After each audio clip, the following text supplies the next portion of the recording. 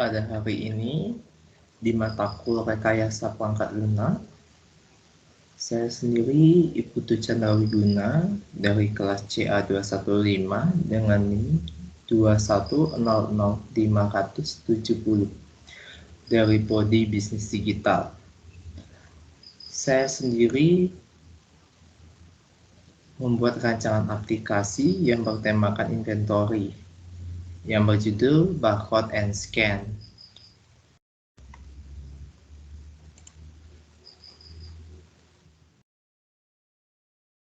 Latar belakang di mana saya ingin membuat aplikasi ini, yaitu seiring dengan berkembangnya zaman dan kemajuan teknologi informasi dan komunikasi, khususnya persaingan bisnis dalam dunia industri semakin ketat.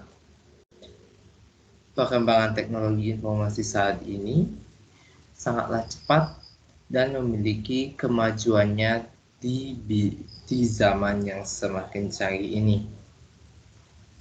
Pada masa sekarang ini, banyak pengembang aplikasi berbasis barcode and scan yang kurang memperhatikan atau kurang menangani masalah keluar dan masuknya produk.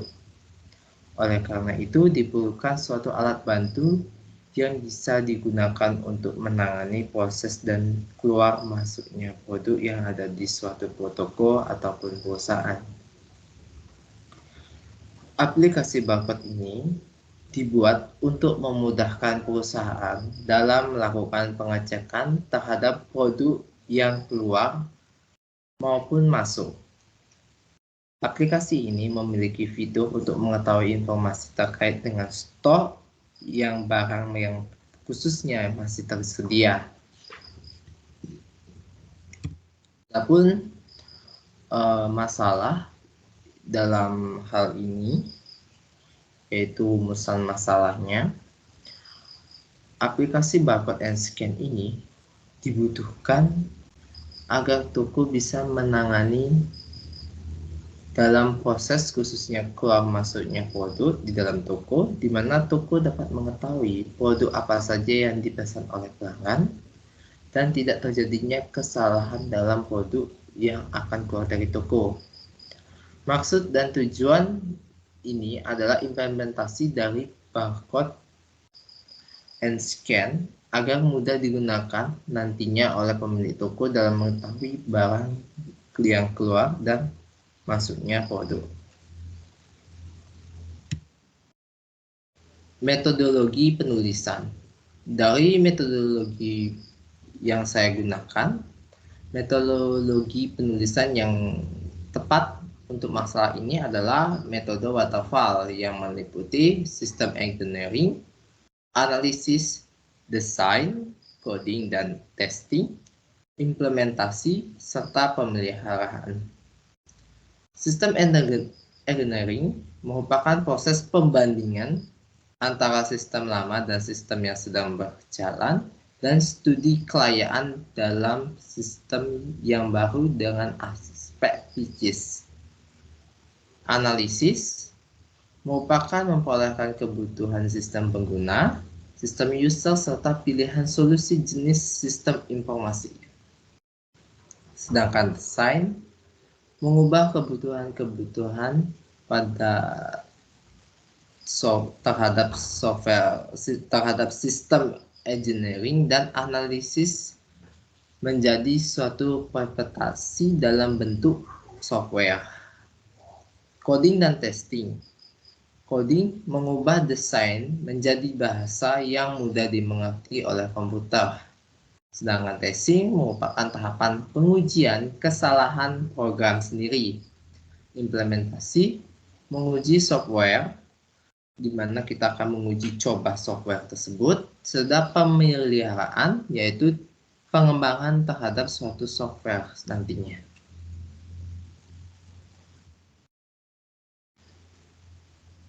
Landasan teori yang saya gunakan di sini meliputi 5. Yang pertama, inventory. Menurut Handoko, Suatu istilah umum yang menunjukkan segala sesuatu atau sumber daya organisasi yang disimpan dalam antisipasinya terhadap pemenuhan permintaan. Yang kedua, barcode merupakan data optik yang di dalamnya berbentuk garis atau bar yang mampu dibaca oleh mesin. Sedangkan yang ketiga, Bootstrap merupakan salah satu jenis framework untuk CSS yang digunakan untuk perancangan suatu situs website sendiri. XAMPP merupakan perangkat lunak yang berbasis web server yang bersifat open source atau bebas. Sedangkan Dwoyo, website yang khusus untuk menambahkan diagram secara online. Pada analisa dan perancangan sistem terbagi menjadi beberapa bentuk.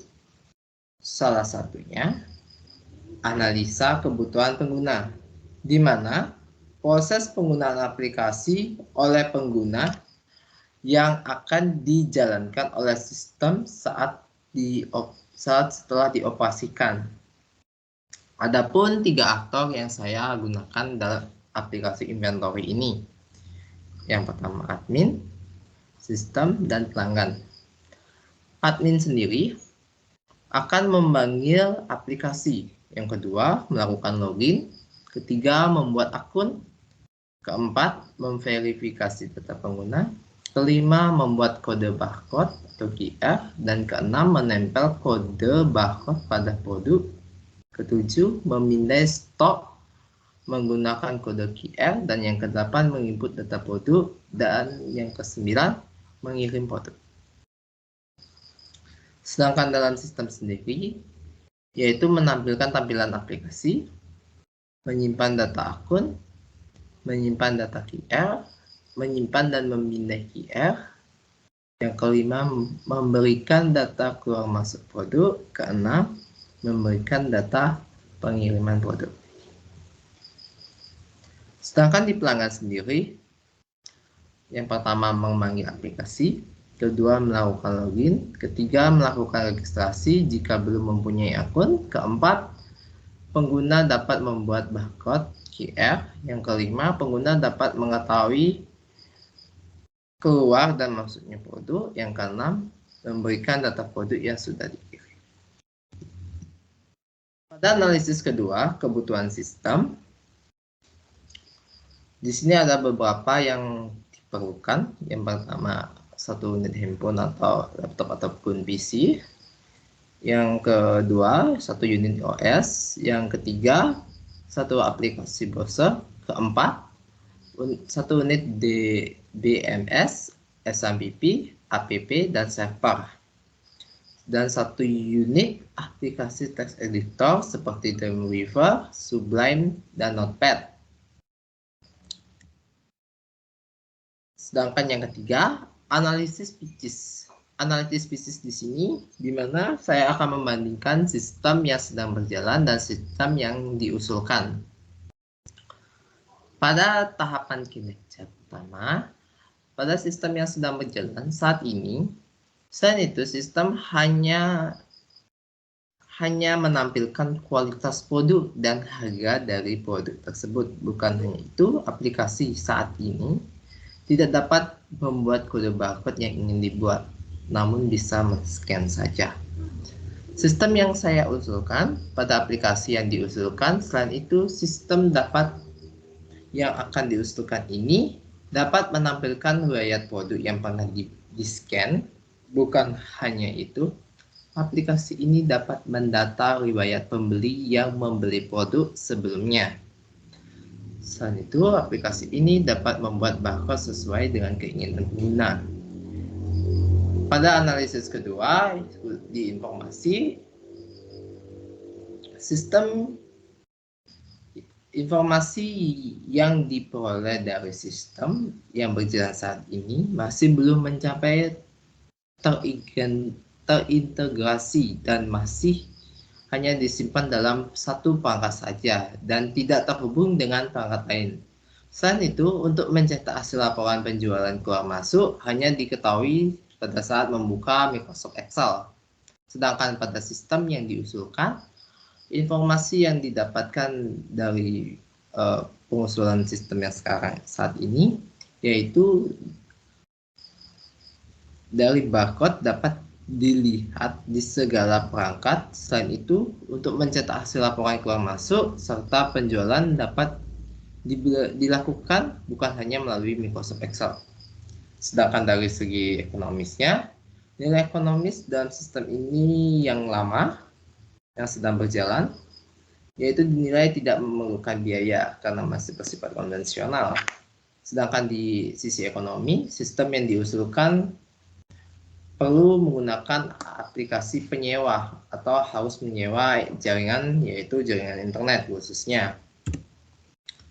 Pada bagian kontrol data dan informasi masih dilakukan secara konvensional sehingga membutuhkan waktu yang relatif lebih lambat untuk menggabungkan data-data dari perangkat lainnya. Selain itu, risiko terkait keamanan data yang akan terjadi pada saat kerusakan data yang diakibatkan oleh error itu hilang. Sedangkan di aplikasi yang saya sendiri usulkan, untuk kontrol data dan informasi sudah terintegritas, sehingga terdapat kesamaan melalui metode konvensional maupun online. Selain itu, faktor keamanan dan data pada server juga harus dipertimbangkan oleh pengguna, walaupun data tersebut tidak hilang pada saat aplikasi error. Dari segi efisiensi, tentunya pada saat dilakukan secara konvensional umumnya memerlukan waktu yang lebih lama dikarenakan pengiriman data produk yang telah di-scan masih menggunakan teknik konvensional yang dalam menggabungkan data yang mengakibatkan waktu relatif lebih lama. Sedangkan pada saat aplikasi yang saya usulkan ini, melalui sistem yang diusulkan, maka pengguna dapat memantau konvensional maupun online data yang keluar dan masuk produk. Selain itu, dan dari waktunya dapat relatif lebih cepat dan lebih efisien begitu. Dari pelayanannya, pada aplikasi yang sudah diusul yang saat ini sedang berjalan, pelayanan yang telah diberikan pada aplikasi ini sudah menggunakan teknologi, namun hasil penggabungan datanya menggunakan lebih lambat dalam meresponnya. Sedangkan yang saya ajukan melalui sistem yang diusulkan, maka respon time yang dibutuhkan untuk informasi terkait keluar dan masuknya produk tidak membutuhkan waktu yang lama untuk mengaksesnya dan dapat diakses kapanpun dan dimanapun. Untuk data flow diagram sendiri, yaitu di mana pelanggan untuk pertama kalinya melakukan pemanggilan aplikasi yang kemudian diproses oleh sistem, dan sistem melakukan proses panggilan sehingga menampilkan tampilan awal aplikasi yang ditampilkan pada pelanggan serta admin. Pelanggan dan admin melakukan proses login. Apabila proses login gagal, maka admin dan pelanggan kembali melakukan proses login sehingga login pun berhasil.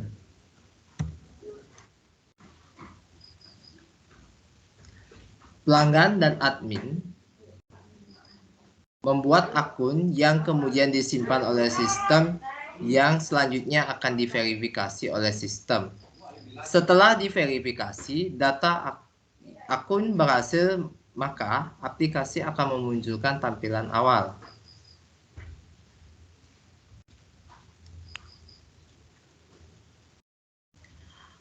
Setelah itu, pelanggan dan admin membuat barcode yang kemudian disimpan oleh sistem dalam bentuk data kode QR sendiri. Selanjutnya, admin menempelkan kode barcode pada stok dan admin melakukan pemindahan stok menggunakan kode QR yang telah dibuat. Dan admin kemudian menginput data produk dan sistem menyimpan data produk yang telah di-scan, yang kemudian pelanggan dapat mengecek keluar masuknya produk.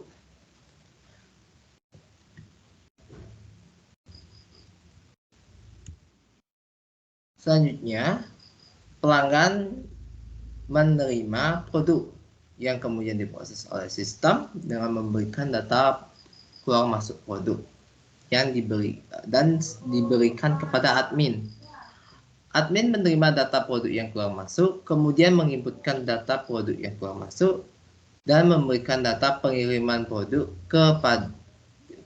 menginputkan data ke sistem dan sistem memberikan data pengiriman produk dan pelanggan sendiri menerima data produk yang telah dikirim. Untuk DFD sendiri, di mana admin menginputkan user, data diri, username dan password untuk proses login pada aplikasi. Data diri dibutuhkan pada saat pendaftaran untuk membuat akun. Setelah admin mempunyai akun, admin dapat menginput data produk dan data keluar masuk ke dalam sistem. Pelanggan akan menerima akun yang telah diverifikasi dari sistem. Pelanggan dapat mengecek status produk yang telah diinput oleh admin dan pelanggan akan menerima data barang yang masuk dan data barang yang keluar. Selanjutnya, pelanggan melakukan input data diri untuk membuat akun. Dan selanjutnya, pelanggan akan menginputkan username dan password untuk melakukan proses login. Data status produk yang telah masuk dan data proses yang keluar akan mendapatkan update dari sistem. Admin akan menerima data diri pelanggan yang kemudian diverifikasi oleh admin. Admin akan menerima status dan data produk yang berada di pelanggan. Pada proses DFD level 1 kali ini, pertama, pelanggan menginputkan data diri ke sistem yang akan diinput ke dalam database pembeli. Sehingga data diri pun diinput oleh sistem ke dalam database. Data diri yang akan diverifikasi oleh admin. Admin menerima data diri dan kemudian diverifikasi oleh admin yang kemudian kembali ke sistem dan akan disimpan di dalam database dan dalam bentuk akun yang telah di-verified. Itu diverifikasi. Sistem yang telah update akan mengeluarkan akun yang telah mendapatkan verifikasi diterima oleh pelanggan. Kemudian pelanggan menginputkan username, password ke dalam sistem yang kemudian akan dikirim ke sistem dan masuk ke dalam database yang kemudian setelah diverifikasi maka pelanggan pun mendapatkan akun. Admin meng-scan produk, kemudian hasil scan akan dibawa oleh ke sistem dalam database data barang yang kemudian kembali ke sistem dalam bentuk status produk. Status produk ini akan ditampilkan oleh sistem kepada admin dan pelanggan. Pada ERD kali ini, di sini database aplikasi scan and barcode menggunakan 5 tabel entitas. Tabel tersebut terdiri dari admin, barang masuk, barang keluar, dan pelanggan. yang nantinya tabel-tabel tersebut saling berhubung dan akan membentuk suatu relasi atau relationship, di mana relationship tersebut akan terdapatnya kardinalitas. Selain itu, mapping tabel-tabel database digunakan untuk menentukan relasi antar tabel, di mana setiap tabel mempunyai primary key dan foreign key, di mana foreign key pada setiap tabel akan terhubung ke dalam primary key pada tabel yang berisikan entitas-entitas. Tabel-tabel yang berisi dalam database tersebut terdapat 5 tabel tersendiri, yaitu di bagian admin, barang, barang masuk, barang keluar, serta pelanggan. Sekian presentasi dari saya sendiri. Apabila ada kesalahan kata, mohon dimaafkan.